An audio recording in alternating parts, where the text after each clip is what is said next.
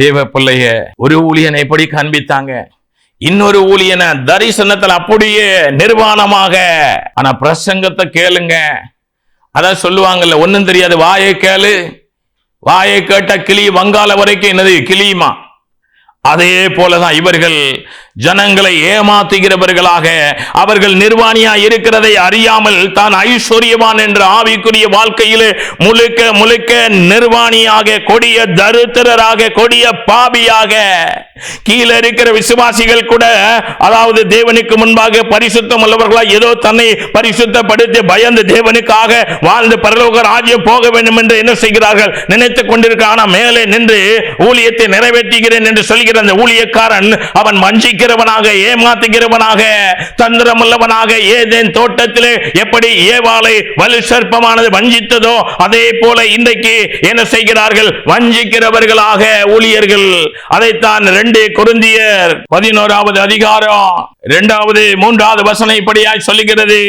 நான் உங்களை கற்புள்ள கன்னிகையாகிய கிறிஸ்து என ஒரே புருஷனுக்கு ஒப்பு கொடுக்க நியமித்தபடியால் நான் உங்களை என்ன செய்திருக்கிறேன் அப்படின்னா, கற்புள்ள கன்னிகையாக கிறிஸ்து என ஒரே புருஷனுக்கு நியமிக்க ஒப்பு கொடுத்தபடியால் உங்களுக்காக தேவ வைராக்கியம் கொண்டிருக்கிறேன்.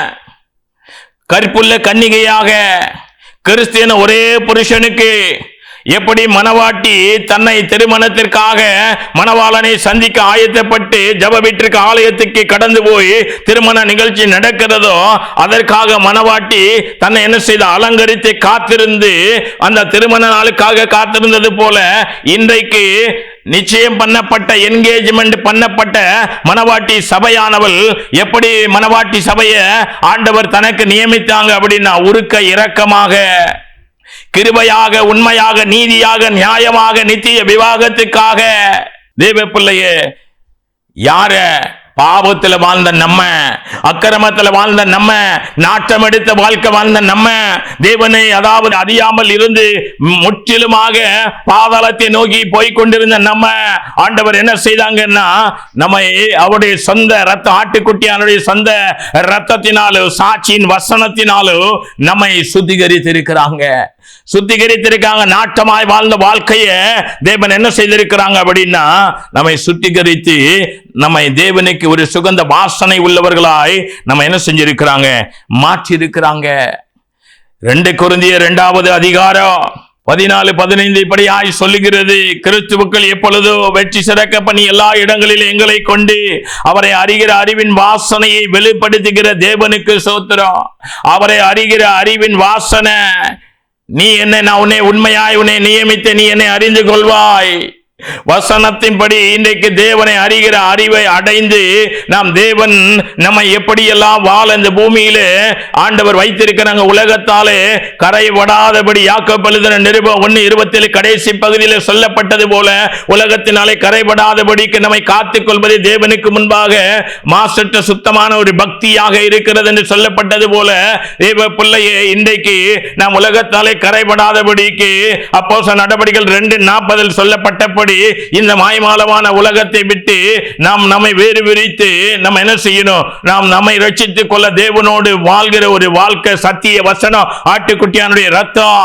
தேவ பிள்ளையே, ரட்சிக்கப்படுகிறவர்களுக்குள்ளே கெட்டு போகிறவர்களுக்குள்ளே நாங்கள் தேவனுக்கும் கிறிஸ்துவுக்கும் நற்கந்தகமாக ஆட்டுக்குட்டியானுடைய ரத்தத்தினாலும் சாட்சியின் வசனத்தினாலும் நம்மை ரட்சிக்கப்படுகிறவர்களுக்குள்ளே என்ன செய்யணும் அப்படின்னா, கெட்டு போகிறவர்களுக்குள்ளே நாங்கள் தேவனுக்கு கிறிஸ்துவுக்கும் நற்கந்தகமாய் இருக்கிறோம். தேவ பிள்ளையே, இன்னைக்கு கெட்டு போகிறவர்களுக்குள்ளே மரணத்துக்கு ஏதுவான மரண வாசனையாகவும் ரட்சிக்கப்படுகிறவர்களுக்குள்ளே ஜீவனுக்கு ஏதுவான ஜீவ வாசனையாகவும் இருக்கிறோம். இவைகளை நடப்பிப்பதற்கு எவன் தகுதியானவன்? இவைகளை நடப்பிப்பதற்கு எவன் தகுதியானவன்? தேவ பிள்ளையே, நான் மரண வாசனையா இருந்த நம்ம இன்றைக்கு ஒரு ஜீவ வாசனையாக, கிறிஸ்துவுக்கு நற்கந்தகமாக, துர்கந்தகமாக, நாற்றமாக, அசுத்தமாக, பாவமாக, பாதாளத்தை நோக்கி போய்கொண்டிருந்த, அநியாயத்தினாலே அழிந்து கொண்டிருந்த, அக்கிரமத்தினாலே தேவனை விட்டு தூரம் இருந்த நம்மை அவருடைய சொந்த இரத்தத்தினாலே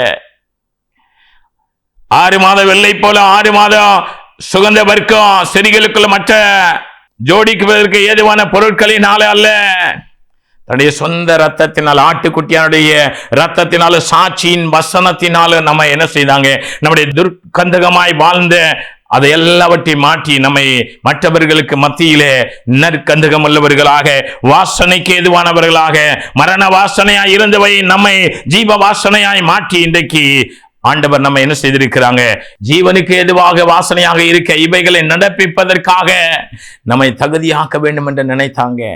அநேகரை போல தேவ பிள்ளையே வசனத்தை கலப்பா பேசி இன்னைக்கு அநேகரை போல இந்த வசனத்தை சபைகள்ல கலப்பாக எப்படி வாழலாம், இப்படியும் வாழலாம், எப்படியும் வாழலாம். இன்னைக்கு சபைகளுக்குள்ள என்ன கிடையாது, சத்தியம் இல்ல. ஒரு கொடிய பஞ்ச காலம், சத்தியம் இல்லாத ஒரு கொடிய பஞ்ச காலம் இல்லையே. எங்க சபையில எல்லாம் சத்தியம் தானே பேசுறாங்க. அப்படியா?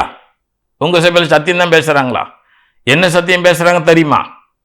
நான் சொல்லல, இந்த ஆண்டவர் வெளிப்படுத்தினது. 1 யோவான் 2வது அதிகாரம் 18வது வசனம், 1 யோவான் 4. ஆமா, நீங்க 2ல இருந்து ஒரு 7 வரைக்கும் வாசிக்கிறதுல அந்தி கிறிஸ்துடைய உபதேசத்தை தான் என்ன செய்யறாங்க, சபையில பேசிக்கிட்டு இருக்கிறாங்க. அந்தி கிறிஸ்துடைய உபதேசம் என்னது? இந்த உலகத்துல ஐஸ்வர்யத்துல வாழ்கிறது, ஐஸ்வர்யத்தை சம்பாதிக்கிறது, உலகத்தை தகாத விதமாய் அனுபவிக்கிறது, எப்படி வாழ்கலாம் என்கிற ஒரு கோட்பாடு. ஆமா, ஆண்டவர் நமக்கு ஐஸ்வர்யம் தருவதற்காக வந்தாங்கன்னு சொல்லி இல்லாத பொல்லாத வசனத்தை புரட்டி, எப்படி ஏதேன் தோட்டத்துல வலு சர்ப்ப வஞ்சித்ததோ அதே போல பேசி இன்னைக்கு ஜனங்களை ஏமாத்தி கொண்டிருக்கிற இந்த ஊழியர்கள் நிமித்தம் தான் இன்னைக்கு சபை பாலாய் போய் கொண்டிருக்கிறது. சபை எப்படி மாறி போயிட்டு அப்படின்னா, நற்கந்தகமாய் இருந்த சபை இன்றைக்கு துர்க்கந்தகமாக, ஆமா, பரிசுத்தமும் புனிதமும் பிழையற்றதுமாக தேவனுக்கு முன்பாக மகிமையுள்ள சபையாய் நிற்க வேண்டிய சபை இன்றைக்கு பாலாய் போன நிலைமையில, லவோதிக்கேயா சபையுடைய அனுபவத்தில் நிர்பாக்கியம் உள்ளவனாக, தரித்திரன், ஆவிக்குரிய தரித்திரனாக, குருடனாக, குருடனுக்கு வழிகாட்டுகிற மத்தேயு 15வது அதிகாரத்தில் வாசிக்கிற குருடனுக்கு வழிகாட்டுகிற குருடனை போல நம்ம நாவுனால என்ன செய்கிறோம், தேவனை துதிக்கிறோம். ஆனா நம்முடைய இருதயமோ எப்படி இருக்குதுன்னா, ரொம்ப தூர வசனத்துக்கு தூரமா, தேவனுக்கு தூரமாக, சத்தியத்துக்கு தூரமாக, தேவனோடு வாழ்கிற வாழ்க்கைக்கு தூரமாக ஒரு பாப வாழ்க்கை, மனிதனுடைய கோட்பாடுகளை உபதேசங்களாய் உண்டாக்கி நாம் வீணாய் ஆராதனை செய்து கொண்டிருக்கிறோம்.